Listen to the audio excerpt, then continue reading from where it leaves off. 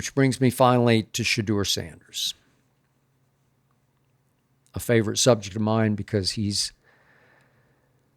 a favorite player of mine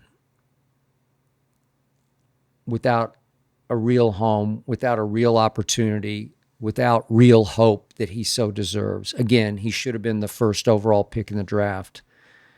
My friend Mel Kiper had him ranked above Cam Ward, as did I. First overall pick to Tennessee. Right now, should have been Shedeur starting for the Tennessee Titans as we speak. That obviously didn't happen because the NFL and its good old boy network decided to teach Shedeur and in turn his father lessons. We don't act the way you're acting. Faces of the franchise in our league don't conduct themselves the way you conduct yourself in interviews.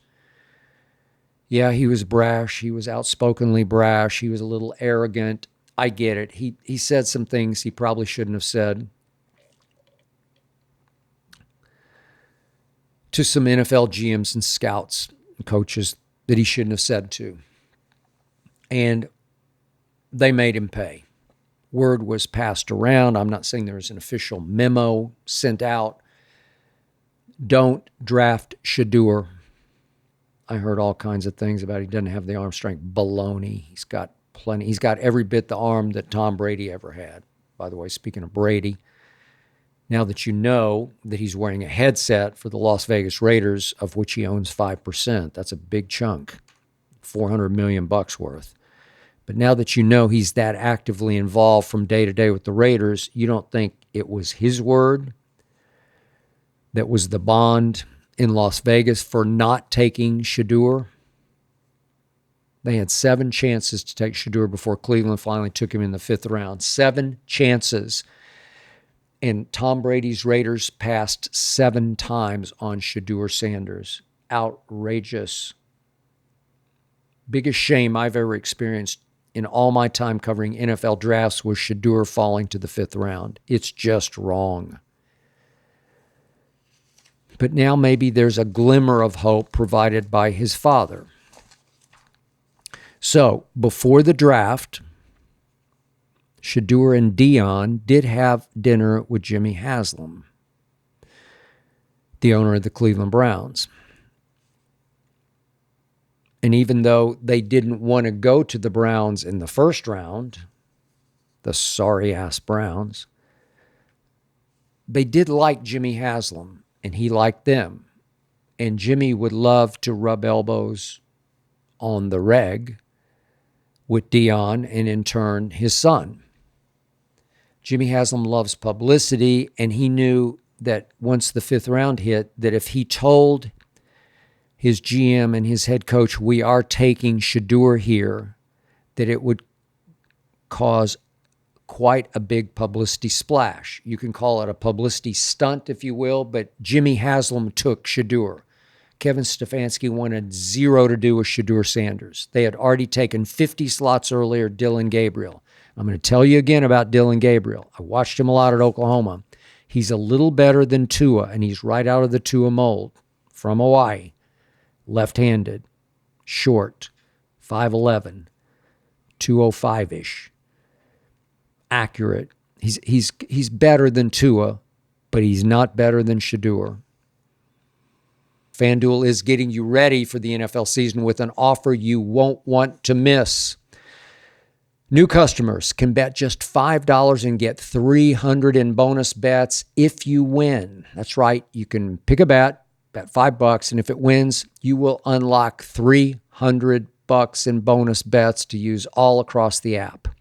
You can build parlays, you can bet player props, you can ride the live lines, whatever your style, FanDuel has you covered. The NFL season is now in full swing. The only question is, are you ready to play? I mean, play. Visit FanDuel.com/skip. Use my first name, FanDuel.com/skip, to download the FanDuel app today. Do it right now. Get started now. But just because Jimmy Haslam likes Dion, and in turn his son, it gives me hope when Dion went on the New Heights podcast. I think it was taped late last week, and it dropped on Monday after the Browns had pulled off their big upset win over the Packers. But Dion volunteered, I have a prediction to make, and he predicted that Shadur would get to start some games. It sounded plural to me. For this year's Cleveland Browns. Well, it's sort of hard to fathom, so they pull off the big upset with Fluco. Dylan Gabriel's sitting second on the depth chart, and he played very well in the preseason, as did Shadur in the one big start that he had with the first and second team players. So, really, to me, third on the depth chart is Bailey Zappi. Even though he's not listed, he's on the practice squad. But I know that Stefanski loves him because Belichick loved him. Belichick took him in the 4th round out of Western Kentucky because he decided he had made a mistake on Mac Brown, and he liked Bailey Zappi better than he liked Mac Brown. Bailey Zappi started 8 games in New England and won 4 of them, 4-4. I thought Belichick really loved him, but he finally didn't make it. And yet he started a game late last season for Cleveland. He's on the depth chart. Well, you can't tell me that Stefanski doesn't love Bailey Zappi and Dylan Gabriel far more than he loves Shadur Sanders. So it's sort of hard to do the math here unless there's just a spate of unfortunate injuries. And I'm knocking on wood for these guys. I don't wish it on anybody. And the other issue arises, Cleveland's got the best defense in pro football, as I said, and Cleveland is number 1 against the run in pro football. And Cleveland's got 2 kids on that defense, Mason Graham and Carson Schlesinger out of UCLA, who leads the team in tackles, that they're having instant impact. They got Myles Garrett, who's way better than Micah Parsons ever dreamed of being, as both a run stuffer and a quarterback sacker. And because of that defense, and because, as I mentioned earlier, Judkins has emerged as a real tote that rock difference maker, as you saw late, certainly against Green Bay. Now I'm looking at the schedule, and I'm looking at games like they got Miami at home, they got at New England, they got at Jets, they got at Las Vegas, they got Tennessee at home, they got at Cincinnati, they got Pittsburgh at home. They can beat Pittsburgh at home. They can. They can shackle Aaron Rodgers. They could win a low-scoring game with Pittsburgh.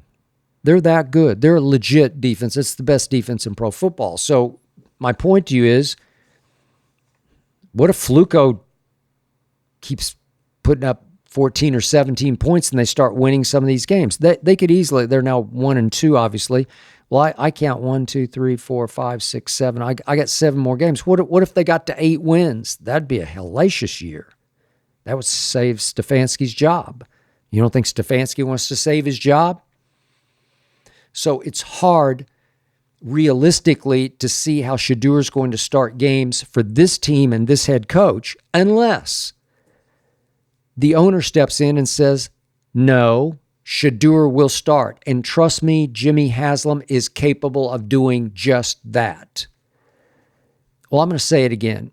I am serious about this from the bottom of my heart. If Shadur had started, I know this is completely unrealistic, but if he had started from game 1 for the Cleveland Browns, they would have beaten Joe Burrow, who was still healthy at that point, in Cincinnati, because it was 17-16. Shadur would have won that game. No doubt. Would Shadur have been able to win at Baltimore? No, it was 41-17. But Shadur would have done even better. They would have won by 10 against Green Bay, the way the defense played, if Shadur had been the quarterback. If Shadur were the quarterback, hypothetically, for the whole year, this would be the talk of the world, of the sports world, would be Shadur and the Browns wreaking havoc. They could win a bunch of games. Shadur, seriously, I'm a fan. I believe in him. I believe in his intangibles. I believe he was born and raised to be a star quarterback in the National Football League, and I believe in his father with all my might.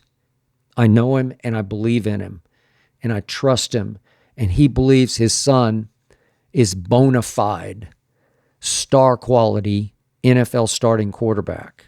So do I. Talk about accurate, talk about tough. Whew. Can move. I don't know what's not to love about him. Ask Mel Kiper. But my point is, if Shadur were playing, and I think Jimmy Haslam in his heart of hearts knows that if Shadur were playing right now for the Cleveland Browns, you don't talk about publicity. You would become the center of the NFL universe. Every game for the Cleveland Browns would be must see. So I'm just hoping that Deion knows something I don't know. I'm hoping that he got Jimmy Haslam's number that night at dinner, that they keep in touch, texting, and that Jimmy has assured him that he will see to Shadur getting his shot at some point this year in Cleveland. I hope it's sooner than later, because this team has a chance to win a shocking amount of games, a shocking amount. I just hope Deion knows something I don't know, because my instincts tell me, the reality screams at me that there's just no way. I want him traded somewhere else at the trade deadline. But hey, this could be, as Deion always says, God works in very mysterious ways. If you got a chance with this group, with this defense, and that rookie running back, you got enough weapons, you could do some damage. Shadur Sanders is the truth.